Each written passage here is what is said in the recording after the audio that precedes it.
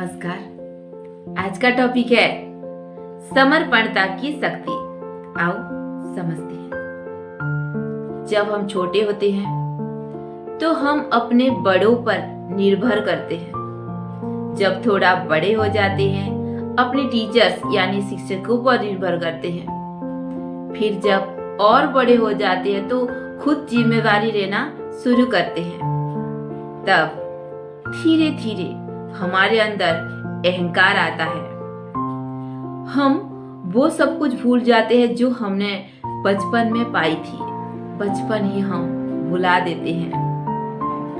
जैसे कि आत्मा जब उस परमात्मा तत्व यानी उस ईश्वर एक स्थिति है तो उस ईश्वर की स्थिति को हमारे अंदर वो दिव्यता है, पर हम जब भूल जाते हैं खुद को।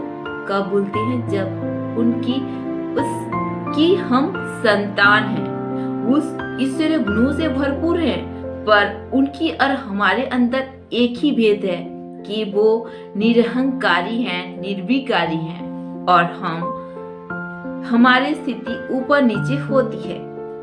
जब हम समर्पण भाव रखते हैं तब क्या होता है?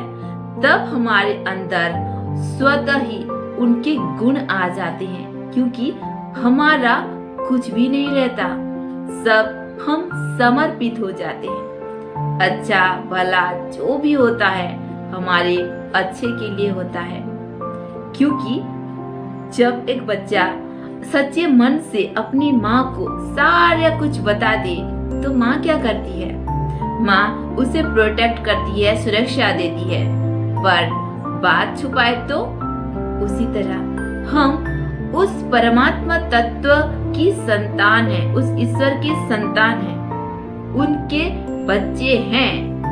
पर हमारे अंदर जब मैं ईश्वर हूँ इस भान आ जाता है तो कहीं ना कहीं गिरने का चांस बहुत होता है। तब हमें ये होना चाहिए कि समर्पित बुद्धि हो जाना चाहिए। जब हम तन मन बुद्धि और हृदय से सच्चे मन से समर्पण हो जाते हैं, समर्पित हो जाते हैं, तो हमारा अस्तित्व रहता है। हम अपनी जिम्मेदारी भी लेते हैं, पर क्या होता है?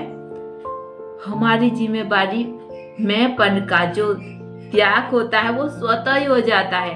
हमारी जिम्मेदारी हमारी नहीं रहती, उनकी हो जाती है।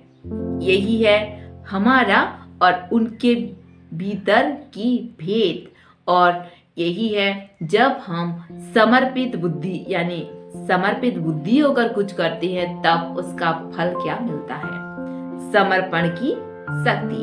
वीडियो अगर अच्छा लगे तो लाइक शेयर और सब्सक्राइब करने के साथ साथ कमेंट जरूर करना। धन्यवाद धन्यवाद धन्यवाद।